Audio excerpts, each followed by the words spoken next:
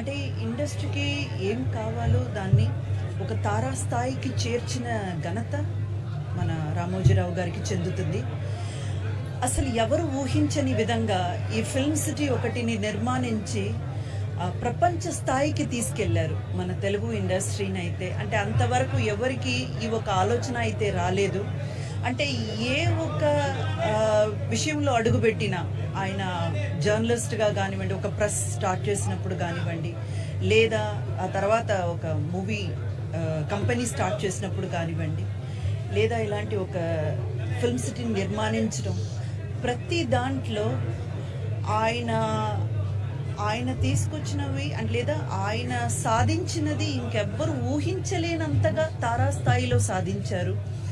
And ఎంత సాధించినా, ఎంత ఎదిగినా ఒదిగి ఉండాలి అన్నట్టు ఎప్పుడు కలిసినా, ఎప్పుడు మాట్లాడినా రామ ఎలా ఉన్నావు, బాగున్నావు, ఆ మాట్లాడే విధానం అవన్నీ చూస్తుంటే ఆయన దగ్గర ఉన్నంత వరకు, అంటే ఆయనతో మాట్లాడుతున్నంత వరకు మనకు అనిపించదు చాలా గ్రేట్ పర్సనాలిటీతో మాట్లాడుతున్నాం అన్నది. అక్కడ నుంచి బయటకు వచ్చి దూరంగా నిలబడి చూస్తే మనకు ఆశ్చర్యపోతాము. చాలా చాలా ఒక గొప్ప వ్యక్తిని, గొప్ప పర్సనాలిటీని కోల్పోయాము ఈరోజు. ఇండస్ట్రీకి ఇది చాలా పెద్ద లాస్ అండి. ఎప్పుడు చిరస్థాయి మన మనసులో ఆయన ఉంటారు. ఆయన ఆత్మకి శాంతి కలగాలని ఆ భగవంతుడిని ప్రార్థిస్తున్నాను. ఇంకేం చెప్పాలో తెలియలేదు. It's a very big shock to me. I always admire him and I pray God that he rest in peace. Thank you. అందరికీ నమస్కారం. రామోజీరావు గారంటే మాకు దేవుళ్ళ,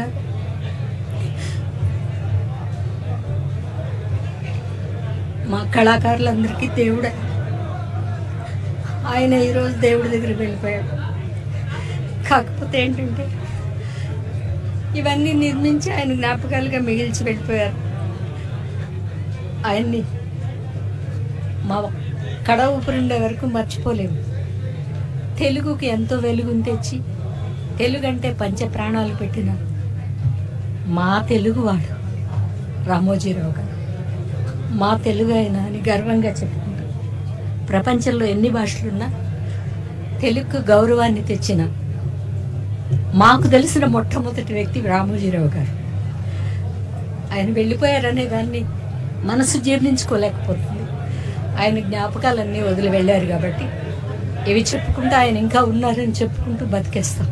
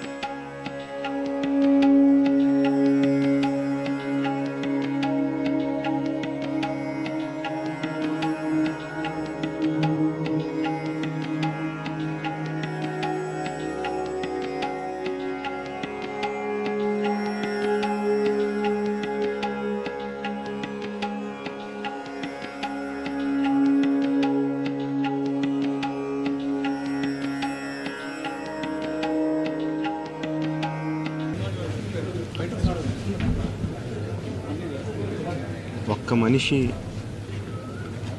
అన్ని రంగాల్లో అన్ని ఇన్స్టిట్యూషన్స్ ఎస్టాబ్లిష్ చేసి, అంటే ఏదో ఒక ఇన్స్టిట్యూషన్ ఎస్టాబ్లిష్ చేయడం కాదు, దాంట్లో ఉన్న విధి విధానాలు కానీ పని విధానాలు కానీ కొత్త ఇన్నోవేషన్స్ తీసుకొచ్చి ఏ రంగంలో అడుగుపెట్టినా దాన్ని శిఖరాలకు తీసుకెళ్ళింది ఒక్క వ్యక్తి అండి. ఆయన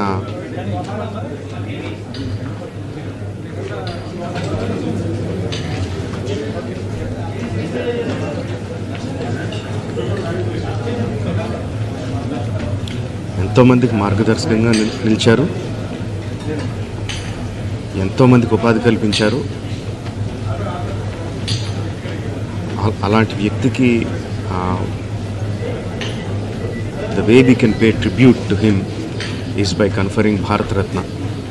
ఆయనకి డెఫినెట్గా ఇవ్వాలి. ఆయనకి ఇవ్వడం సముచితం అని 2 రాష్ట్ర ప్రభుత్వానికి కేంద్ర ప్రభుత్వానికి కూడా మనవి చేసుకుంటున్నానండి. Thank you. ఎలా చెప్పాలో ఎమోషన్స్ నాకు తెలియట్లేదు, ఏం మాటలు తెలియట్లేదు. ఈరోజు నేను ఇక్కడ ఉన్నానంటే బికాస్ ఆఫ్ రామోజీరావు గారు. గొప్ప మనిషి అండి ఆయన. అంటే ఎంత ఇదంటే ఆయన దగ్గర నేను నేర్చుకునేది ఏంటంటే డిసిప్లిన్ అండి. ఒక టైమింగ్ మెయింటైన్ చేయడం, టైంకి రావడం, టైంకి వర్క్ చేయడం. మెయిన్ వచ్చి కష్టాన్ని నమ్ముకునే వాళ్ళు ఎప్పుడు బాగుంటారో నాకు చెప్పేవాళ్ళు అనమాట. నేను ఎప్పుడు అడిగేదాన్ని, సార్ ఈ ఏజ్లో కూడా ఇప్పుడు వచ్చి మీరు ఆఫీస్లో ఈ రామోజీరావు దీంట్లో మనం ఇక్కడ షూటింగ్ చేస్తామన్నమాట. వెళ్తుంటే కర్టెన్ ఓపెన్ ఉంటుంది, మార్నింగ్ కరెక్ట్గా 10 o'clock ఓపెన్ ఉండేది. అప్పుడు అడిగేదాన్ని నేను, సార్ ఎలా సార్ అంత టైంకి వస్తారు, ఇంత వర్క్ చేస్తారు ఈ వయసులో అంటే, నాకు ఇష్టమైందే వర్క్ చేయడం అమ్మా, శ్రమించాలి అని చెప్పేవాళ్ళు. అది కాకుండా చాలా గొప్ప మనిషి అండి. అంటే మానవత్వం ఉన్న మనిషి. అంటే మన ఏ చిన్న స్థాయిలో ఉన్నా కూడా కష్టపడి పనిచేసేవాళ్ళంటే ఆయనకి చాలా ఇష్టం అనమాట. సో వాళ్ళని గౌరవించి వాళ్ళు ఏ స్థాయిని చూడకుండా వాళ్ళని వాళ్ళ ఫ్యామిలీ దాకా ఫీల్ అయ్యేవాళ్ళు అనమాట. అలా ఉన్నారు కాబట్టి నేను ఇప్పుడు దాకా కూడా ఇలా ఈటీవీలో వర్క్ చేసుకుంటూ ఉన్నాను ఇప్పుడు దాకా. సో ఈరోజు నాకు ఆ మాట వినగానే చాలా షాక్ అయిందండి. కానీ ఇంకో విషయం చెప్పాలి మీ అందరికీ ఏంటంటే, ఆయన ఒకటే చెప్పారు, ఏదున్నా షూటింగ్ ఆగకూడదు, ఎక్కడ వర్క్ ఆగకూడదు, అందరూ శ్రమించాలి అని చెప్పేవాళ్ళు. ఈరోజు కూడా బయట వాళ్ళంతా షూటింగ్ క్యాన్సిల్ చేశారు, కానీ మాకు ఇన్ హౌస్లో షూటింగ్ ఉందండి.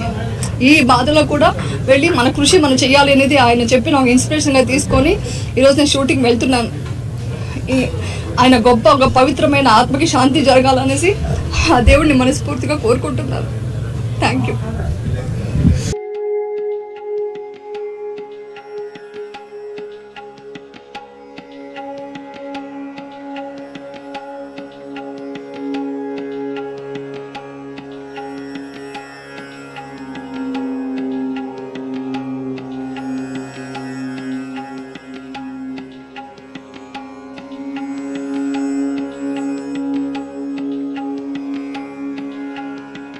రామోజీరావు గారి ఆయన వృత్తి మాతో తెలియజేశారు. చాలా దిగ్భ్రాంతిని కలిగించింది, చాలా బాధ కలిగింది. ఎందుకంటే నేనేం కోరుకున్నానంటే, ప్రమాణ స్వీకారం తర్వాత వచ్చి వారికి కలవాలని అనుకున్నాను. పాప ఆయన ఎంత ఇబ్బంది పెట్టారు ప్రభుత్వాలు గత దశాబ్దాల కాలంలో. పాప ఆయన ఎన్ని తట్టుకొని ప్రజలకి చైతన్యం చేసి ఆయన అండగా నిలబడ్డారు. ఒక మహోన్నతమైన వ్యక్తి. ఇప్పుడు ఆంధ్రప్రదేశ్లో కానీ భారతదేశంలో ఎక్కడైనా సరే, ముఖ్యంగా ఆంధ్రప్రదేశ్ తెలంగాణకు సంబంధించి తెలుగు రాష్ట్రాల్లో ఏ జర్నలిస్ట్ ఉన్నా అది ఈనాడు స్కూల్ ఆఫ్ జర్నలిజం నుంచి వచ్చే రూట్స్ దానికి ఉంటాయి. అలాంటి కొన్ని వేలాది మంది జర్నలిస్టుల్ని తెలుగు రాష్ట్రాలకు అందించిన మహానుభావులు. అలాగే తెలుగు చిత్ర పరిశ్రమకు సంబంధించి కూడా ఈరోజు ఇంత ఇన్ఫ్రాస్ట్రక్చర్ ఇక్కడ డెవలప్ చేశారంటే అది హైదరాబాద్లో ఎంత అద్భుతంగా తెలుగు చిత్ర పరిశ్రమ ఉందంటే ఆయన కాంట్రిబ్యూషన్ చెప్పలేను. ఇలాంటి చేస్తున్న వ్యక్తిని ప్రభుత్వాలు గత 15 సంవత్సరాల్లో చాలా ఇబ్బంది పెట్టినాయి. వాటన్నిటినీ తట్టుకొని ఆయన్ని ఇబ్బంది పెట్టిన ప్రభుత్వాలు ఈరోజు లేవు. ఆ విజయం ఆయనకి తెలియజేయాలని అనుకున్నాం, చేసి లోపల దురదృష్టం ఇలా జరిగిపోయింది. వారి కుటుంబానికి, ప్రతి ఒక్కరి కుటుంబ సభ్యులకి, అలాగే ఈనాడు గ్రూప్ ఆఫ్ కంపెనీస్ వారందరికీ కూడా నా జనసేన తరపు నుంచి, నా తరపు నుంచి వారికి నా సంతాపం తెలియజేస్తాం. ఈ సమయంలో మీ అందరికీ భగవంతుడు వారి కుటుంబ సభ్యులకి అండగా ఉండాలని కోరుకుంటూ సెలవు తీసుకుంటాం.